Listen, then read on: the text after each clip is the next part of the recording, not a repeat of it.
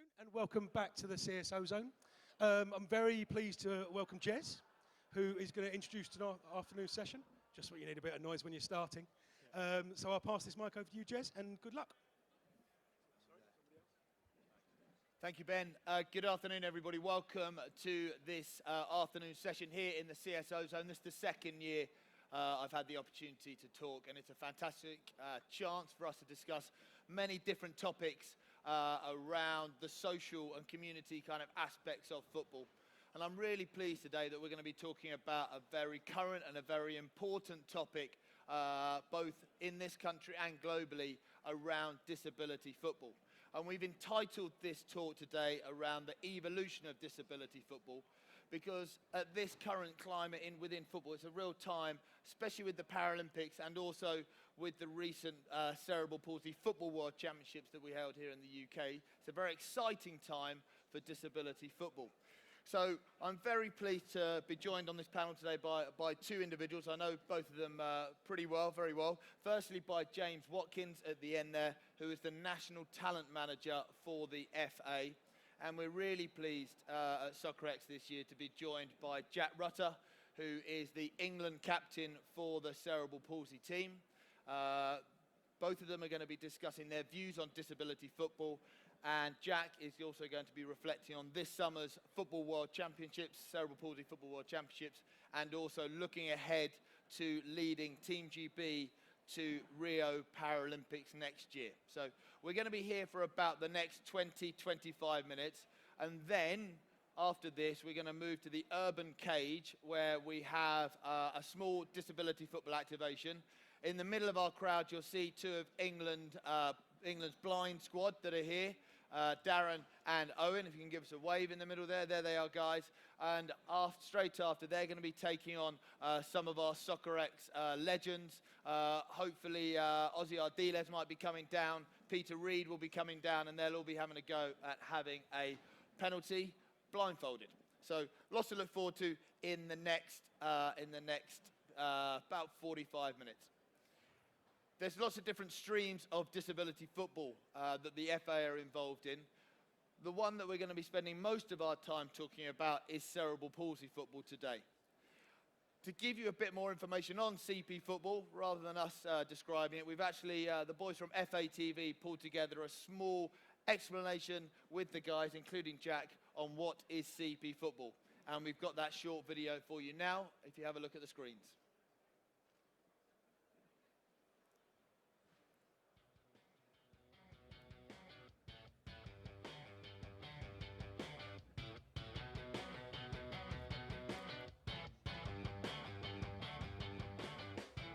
Cerebral palsy football is for those players who have an impairment of cerebral palsy, a lesion on the brain which affects movement and the person's ability to be able to move around the pitch like a mainstream able-bodied player.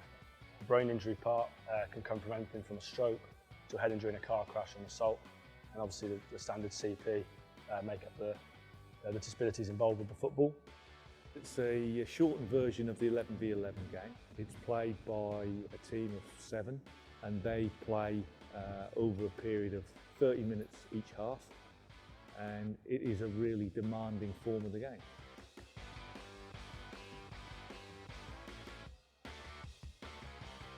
Players in cerebral palsy football are categorised into 4 main groups: 5, 6, 7 and 8. 5s are the most impaired and 8s are the least impaired, and at any time you need to have a minimum of 1 5 on the pitch and 1 8 on the pitch. With a player that's classified as a 5, quite often they're affected in both of their legs, and quite often we've got our goalkeeper as a 5 because again they're more restricted with their mobility and therefore it makes sense for them to be a goalkeeper. Class 6s are affected in 2 arms and 2 legs. Class 7s are your classic hemi presentations, so they're affected in 1 arm and 1 leg down one side, and the majority of the players that you've got on the team are Class 7. Class 8 are the least impaired, so they'll have mild involvement in normally all 4 of their limbs. Cerebral palsy players will suffer from nerve damage, coordination, balance, agility, the same sort of thing. To say they can try to control the ball on their left hand leg. They've got cerebral palsy in it, they might not be able to turn out on it too quickly, might just play it up on the other side. CP football first came to world prominence in the late 1980s, but the first time it appeared in the Paralympic Games was in 1992 in Barcelona, and it has appeared at every Games since then. I think the important thing is now that we raise awareness of cerebral palsy football. We've got lads that have come into this group that were playing mainstream, and it's opened up new worlds for them. CB football is a fantastic game to play. It's very hard work, I can't deny that. It's a very big pitch for a 7-side, but you get so much more time on the ball.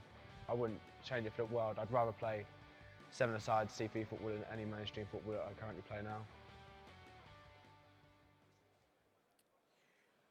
So that video was filmed at St George's Park, the National Football Centre for the FA, and later on we're going to be telling you about the event that happened in the summer at St George's Park. But it's fantastic that the guys from the CP team were able to use those facilities as well as all the different England teams.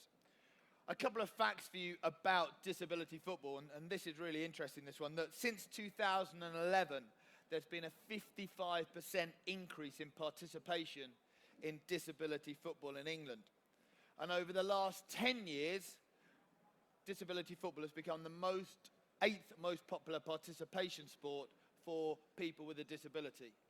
That includes things such as walking, swimming, etc. So that's relatively high. James and I were chatting earlier, and this is an even more incredible fact, that it is the 7th most popular team sport across both able-bodied and disabled sports. Is that correct? Yes, it is, Jess. There we go. So I was listening earlier when we were discussing. So it's now the 7th most popular team sport across both disability sport and mainstream sport. So that's quite an incredible fact. However, and this is the reason for this talk today, there's not always been the link between disability sport and elite performance. But this did change primarily because of the London 2012 Paralympic Games. And this was a significant moment in raising the awareness of the elite side of disability sport. It allowed the public to see the professionalism and high levels of performance of athletes with a disability. So it really was quite a momentous change in that disability sports being seen as a grassroots only activity to being more of an elite professional outlook. Also, it provided an increase in awareness for people with a disability that were perhaps talented athletes, that they could become elite performers.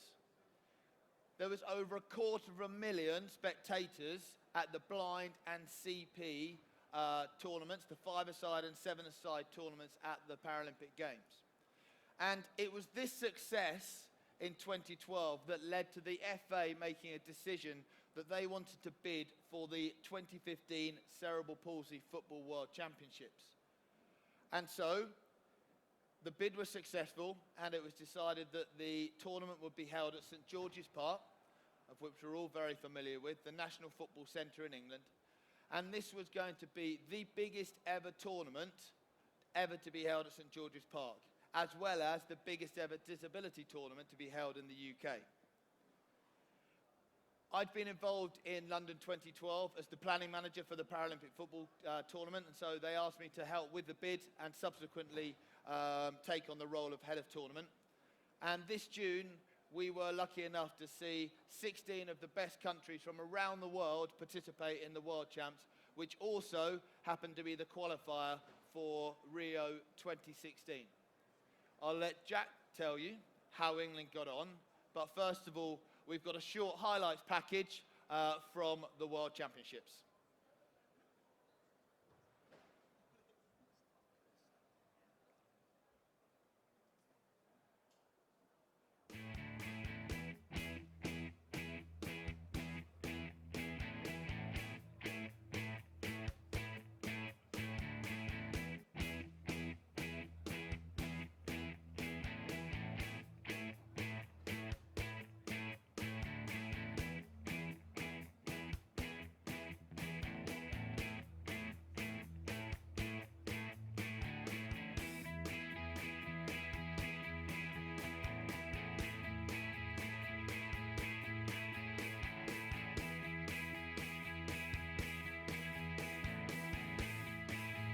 Japan, who kick us off to get this Cerebral Palsy Football World Championships 2015 underway. Crossan, a chance to put it into the box, a really good ball, and a chance for left side of the area, and the first goal is an England goal.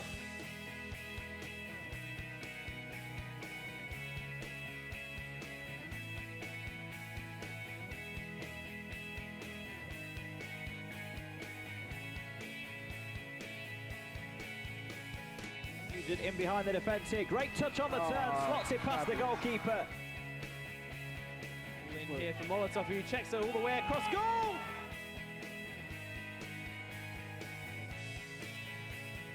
Ukraine progress to top the group, whilst England, they face the difficult task of world #1 seeds, Russia.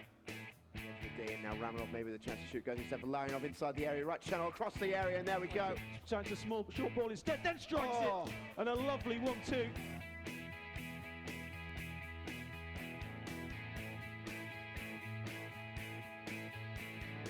Wanderson leading the charge over halfway. He's got 2 minutes with him. Does he need him? No, he doesn't. Wanderson! Crashing into the offensive of the box, takes 2 out, shoot, hits the inside of the post and it goes in. Cut back near the penalty spot, touch to set it and he blasts it into the net. Toes it outside the box to Rutter, beats his man, chance to shoot now for Rutter, into the goalkeeper, Brown should stab it in.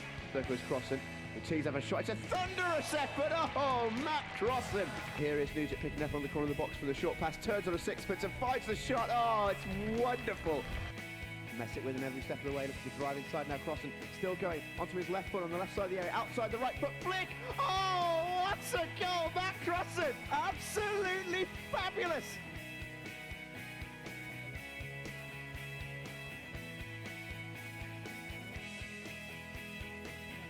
Larionov switches it across the Pistretov, real chance, shot comes in and Samasko denies him, and there's the goal for the rebound.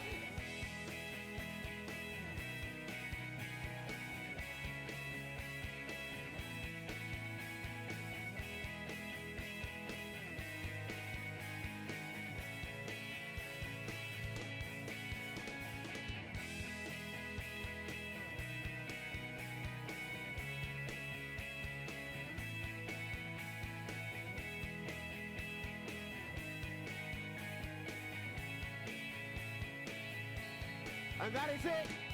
Keith Stroud blows his whistle, and it is Russia who are champions of the world.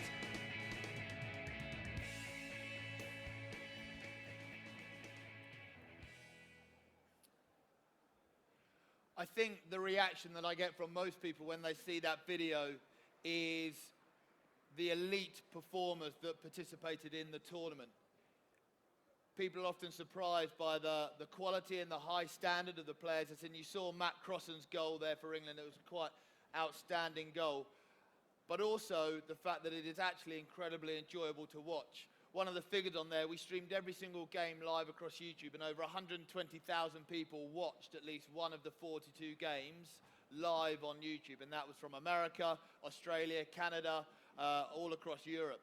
So it's really quite interesting in seeing that the spectators found it so interesting. But from a player's point of view, Jack, and it's fantastic to see you in action there on the video, how did you find the whole tournament? What an experience.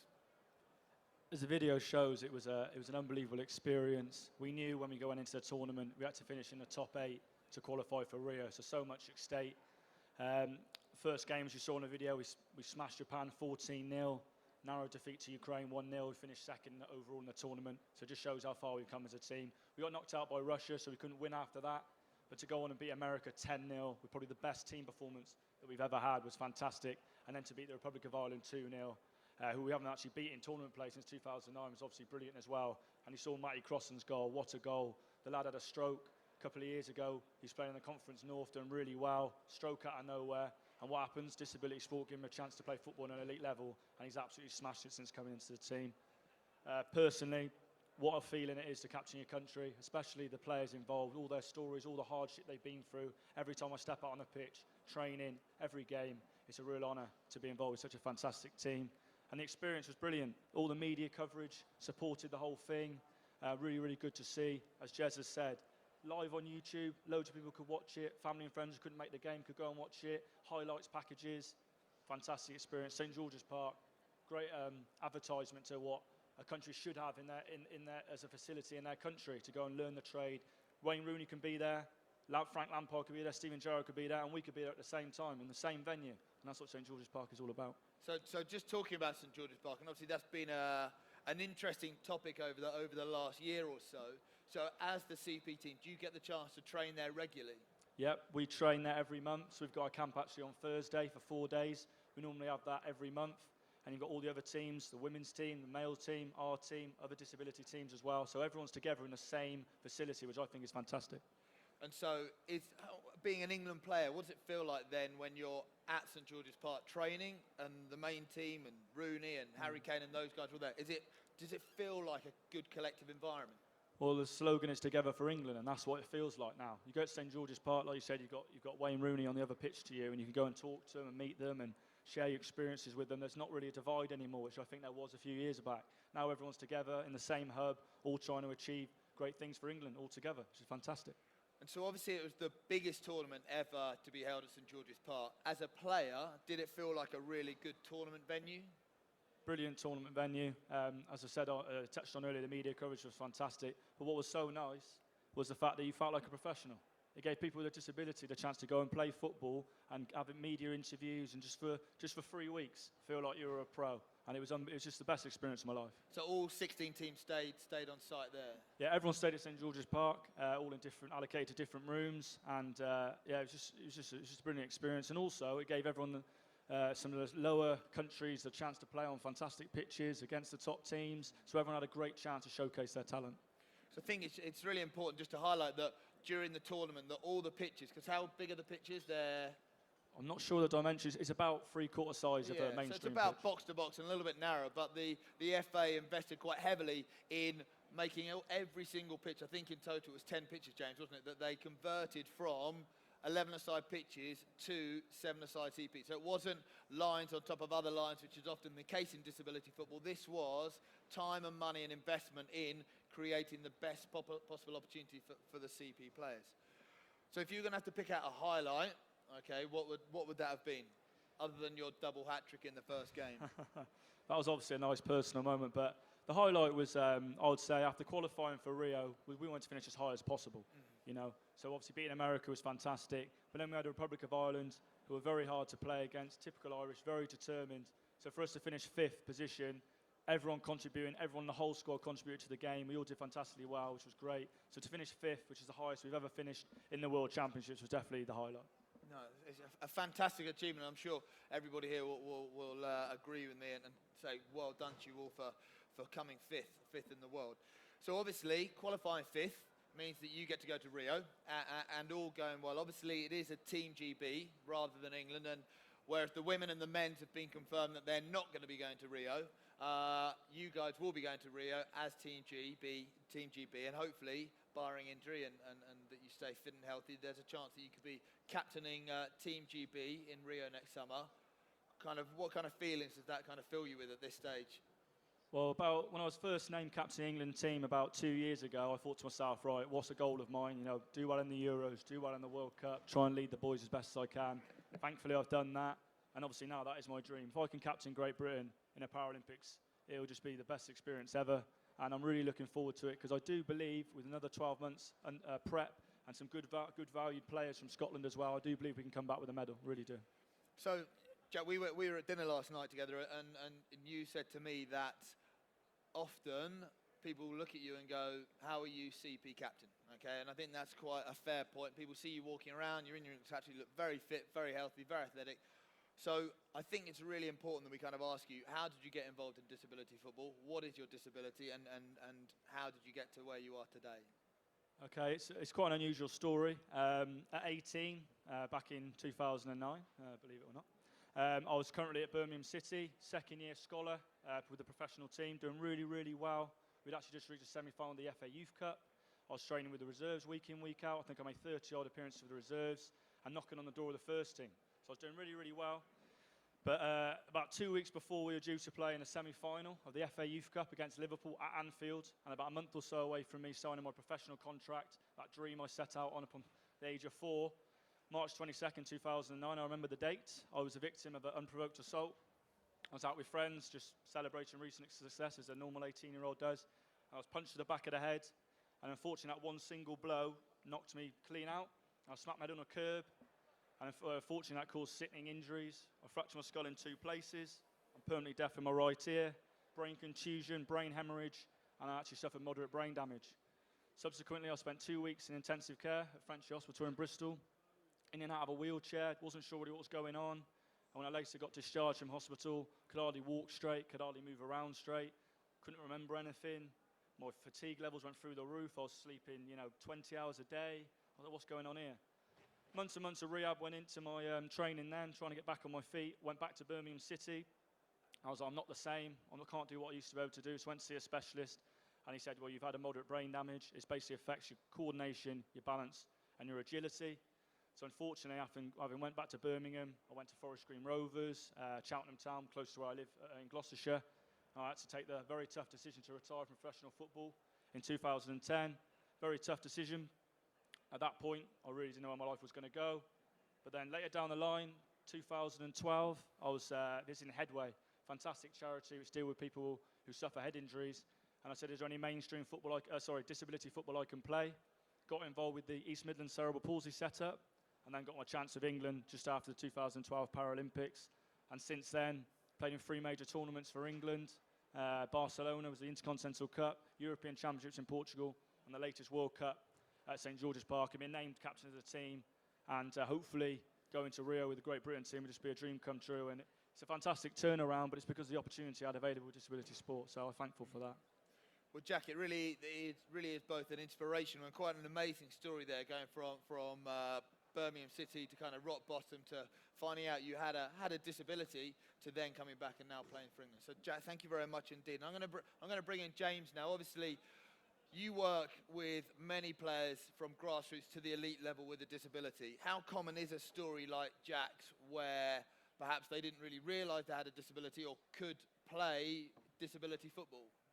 Yeah, I'd like to say that Jack's story is a really uncommon one.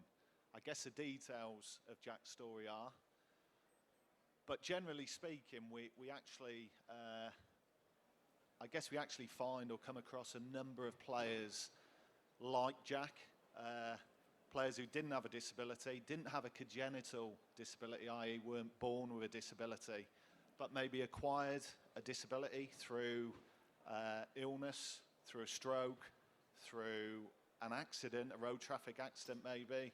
And so over the years, we've worked with a number of players who have played football at a really high level, potentially professional football.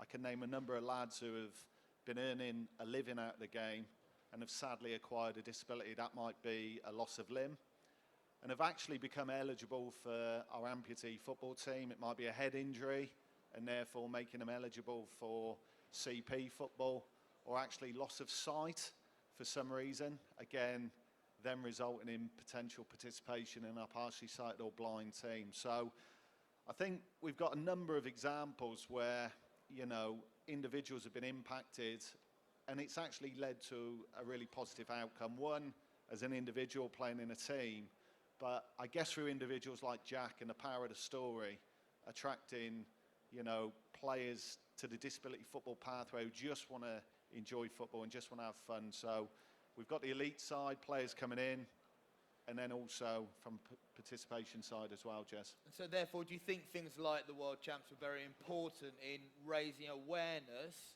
for the disability network of both footballers, other sportsmen, that they too could kind of get involved in disability football? Yeah, I guess, Jez, the one thing that still surprises me, 15 years into working into disability football in grassroots and talent, is that we're actually dealing with one element of the game which is still relatively unknown. So, our blind team have been full-time professional athletes for the last year or so, competing again in European and World Championships. And the investment put in by the FA, but also Premier League, Football League clubs, grassroots clubs in terms of time as well, is significant. And yet, stories like Jack's still shock people.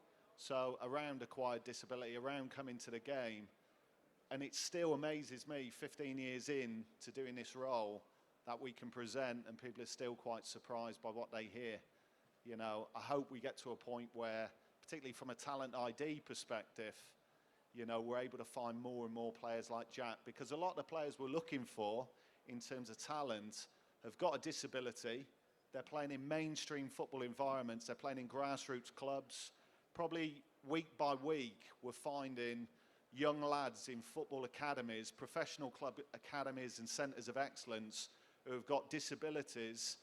Their own coaches don't know they've got a disability because this tag, disability, is quite a dirty word.